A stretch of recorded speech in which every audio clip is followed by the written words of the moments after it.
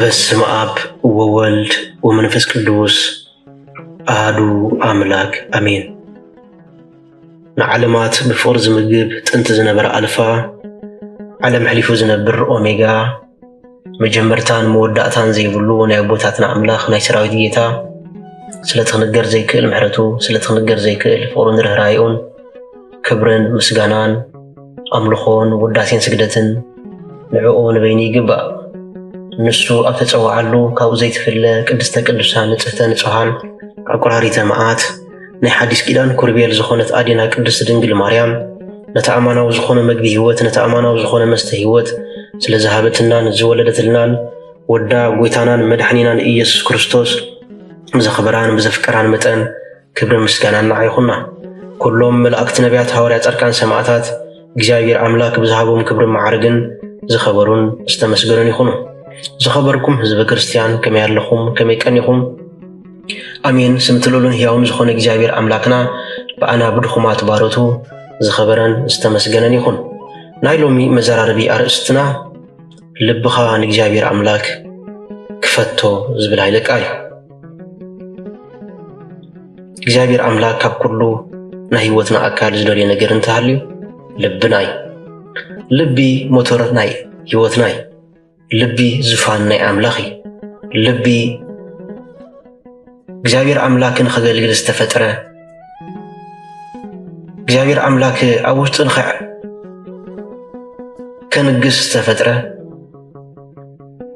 ህያው አምላኽ እዩ። ስለዚ ሎሚ መብዛሕትና ህይወትና ዘይቅየር ዘሎ ሎሚ መብዛሕትና ህይወትና ዘይሰምር ዘሎ ልብና ንእግዚአብሔር አምላክ ዝተኸፍተ ስለ ዘይኮነ ልብና ንእግዚአብሔር አምላክ ዝነድድ ፍቅር ስለ ዘይብሉ እዩ። ልብና ንእግዚአብሔር አምላክ ዘንገሰ ስለ ዘይኮነ ስለዚ ሎሚ ዘድልየና ነገር እንተሎ ልዕሊ ዝኾነ ነገር ቅድሚ ምጽላይና ቅድሚ ዝተፈላለዩ ነገር ምግባርና ልብና ንአምላኽ ንኽፈቶ ዝተዓጭወ ልብና እቲ ንዘመናት ዝተዓጭወ ልብና ንኽፈቶ ወገናተይ ኣብ ዓለም ዝኸፍአ ብዛዕባ ሓደ ዝጠፍአ ማዓጾ ክትከፍቶ ይኮነ መፍትሑ ዝጠፍአ ማዓጾ ንክትከፍቶ ብዙሕ ሓይሊ ብዙሕ ግዜ ክወስድ ይኽእል ይኸውን እዩ። ነገር ግን እቲ ዝኸበደ ሎሚ ንኣፍ ደገ ልብና ንኣምላኽ ክፉት ምግባር ንኹላትና ከቢድና ኣሎ። ስለዚ እግዚአብሔር አምላክ ዝውለድ እግዚአብሔር አምላክ ዝነግስ ኣብ ልብና ስለ ዝኾነ እግዚአብሔር አምላክ ዝዓርፍ ኣብ ልብና ስለ ዝኾነ ልብና ዝፋን አምላኽ ጌርና ንኣምላኽ ንኽፈተሉ ልብና ኮስቲርና ንኣምላኽ ነቲ ናይ ክብሪ ንጉስ ናብ ልብና ከኣቱት ንፍቀደሉ።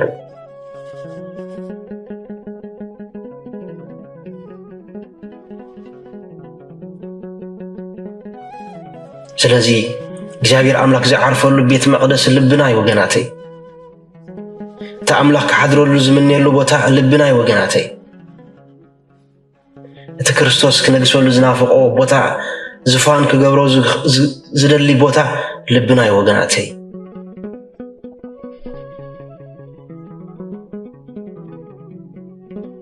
ስለዚ ልብና ንዙፋን አምላኽ ንኽብሪ አምላኽ ንኽፈቶ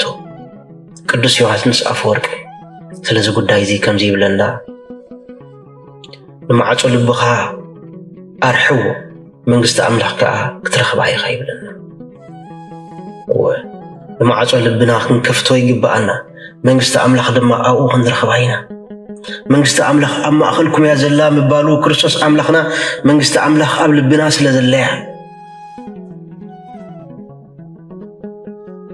መንግስቲ አምላኽ ጽባሕን ወድሕር ጽባሕ ንረኽባ ነገር ኣይኮነትን። እንታይ ዳ ኣብ ልብና እያ ዘላ ወገናተይ። መንግስቲ አምላኽ ብምትሕልላው እትረከብ ኣይኮነትን። እንታይ ዳ ኣብ ልብና እያ ዘላ። ስለዚ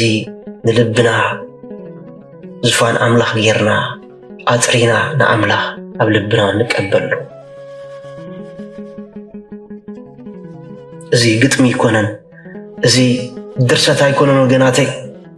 ازي كوننت يو منغست املاخ رحوق ايكونت نزلا اب سماي وي كاب سغير بحرونا ايكونت نزلا منغست املاخ اوشتنا يا زلا وغناتي نسا دما اب لبنا يا زلا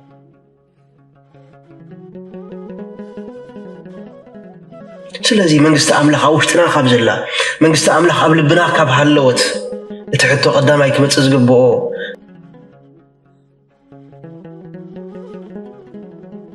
هو لبغا نجاير عملاك كفدي ايكونن زبل حطوي وغناتي سلازي وغناتي ناي كلاتنا لبي ابسع زي نجاير عملاك كفدي ويس استعطوي سكن نفسنا نحتتا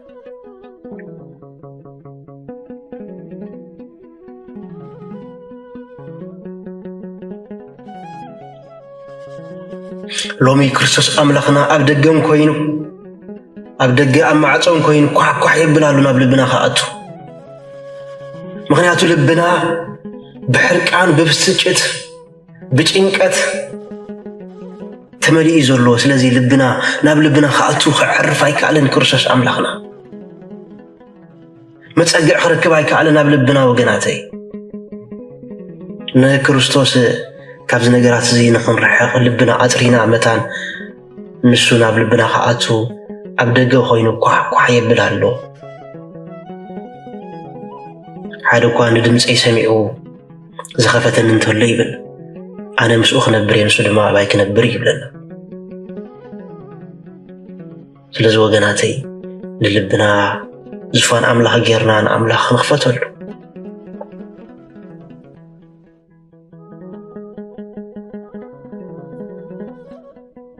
سلازي تناي كبر قويتا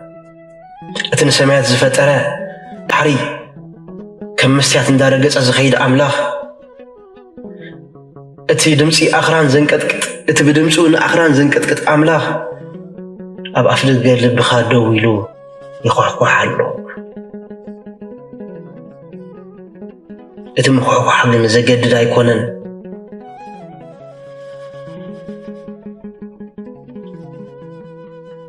بزي فقار كازا قدد ايكونن اگر قمسو كساب حجي بقى تسفاي قولتان عبدق خوينو لبخا ختكفتلو كوح يبلي زلو وقني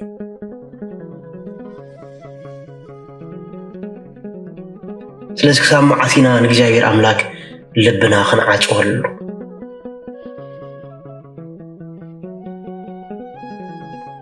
سلازي نكرسوس املاخنا لبنا بتعتنا بفقري بهدئات نخفتلو كلهم زنب بسجت ጭንቀት حسن قسقلنا خاب لبنا اوصينا ክርስቶስ ናብ ልብና خنقس لبنا نخفتلو شوع لبنا تحت مسكونه ولا قرب صقا يحلونا محرت املاك كم وحج اب لبنا خفسسي ولا ጸሎትና ውሑድ ይኹን ክርስቶስ ኣብ ልብና خنقس እዩ ክርስቶስ ሽሕ ቃላት አይደልን እዩ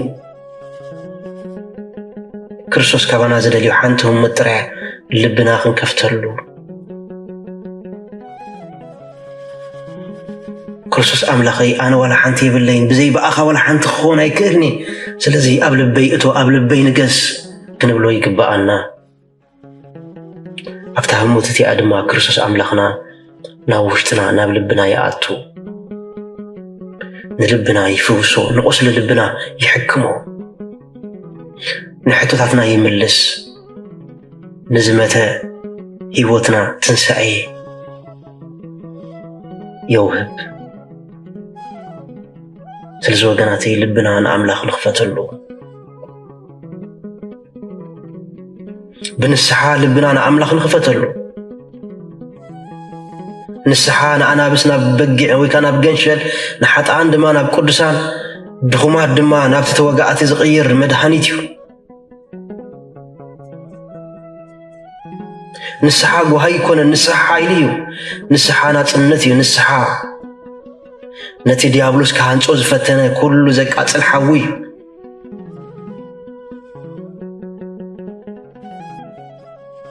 نفس مستتعست بحق مستنسحت سيولين كتكت أغانتي هادمو መንግስቲ ሰማያት ድማ ዕልል ይብል ስለዚ ብንስሓ ንኣምላኽ ልብኻ ክፈተሉ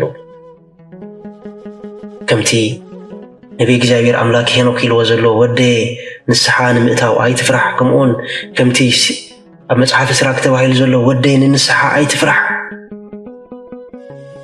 ክትፈርሖ ዝግባእካ ነገር እንተሃልዩ ፈጺሙ ዘይንስሓ ልቢ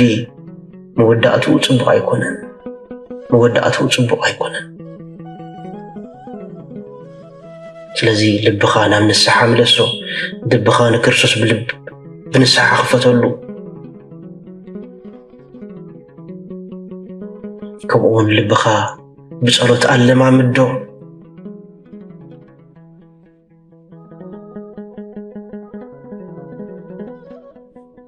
ዝጽሊ ሰብ ካብ መላእ ዓለም ይሕይል ወገናተይ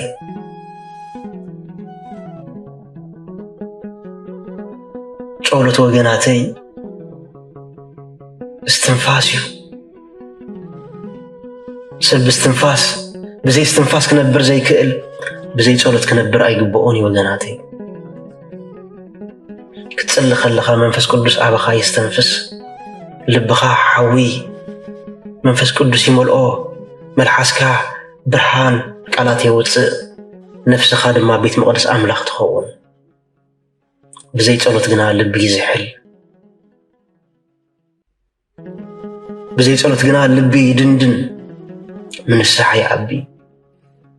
ስለዚ ወገናተይ ብጸሎት ንኣምላኽ ልብና ንኽፈተሉ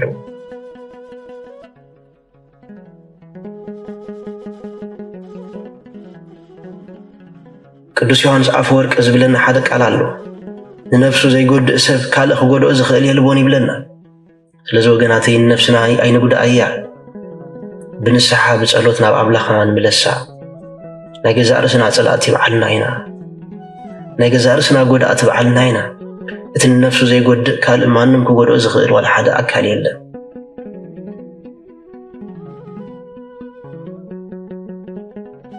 ዝኾነ ጋኔን ከዓግተካ ይክእልኒ ዝኾነ ጸላኢ ከጥፍኣካ ይክእልኒ ዝኾነ ሕሉፍ ታሪኽ ከኣስረካ ይክእልኒ ነፍስኻ ምስ ተፍቅር ነፍስኻ ምስ ትሕሉ ዝኾነ ጋኔን ከሸንፈካ ይክእልኒ ወገነይ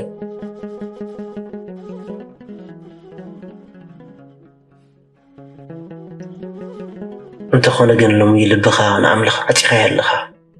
ስለዚ ልብኻ ኣይትጉዳእ ነፍስኻ ኣይትጉዳእ እቲ ነፍሱ ዘይጎድእ ማንም ኣይጎድኦን እዩ ስለዚ ንልብኻ ክፈቶ ዋላ እንተ ቆሰለ ክፈቶ ዋላ እንተ ተሰብረ ክፈቶ ዋላ እንተ ደኸመ ክፈቶ እቲ ንጉስ ክብሪ ድማ ናብ ልብኻ ይእቶ ብኸመይ ከም ዝሕክመካ ብኸመይ ከም ዝፍወሰካ እሱ ይፈልጥ ልብኻ ግን ንእግዚአብሔር ኣምላክ ክፈተሉ ብጸሎት ብንስሓ ብጣዕሳ ልብኻ ክፈተሉ ጎይታይ ልበይ ውሰዶ ናይ እምኒ ልቢ ሰንዲኻ ናይ ስጋ ልቢ ሃበኒ ብምባል ንኣምላኽ ንለምን ንሕና ልብና ፍጹም ክሳብ ዝኸውን ልብና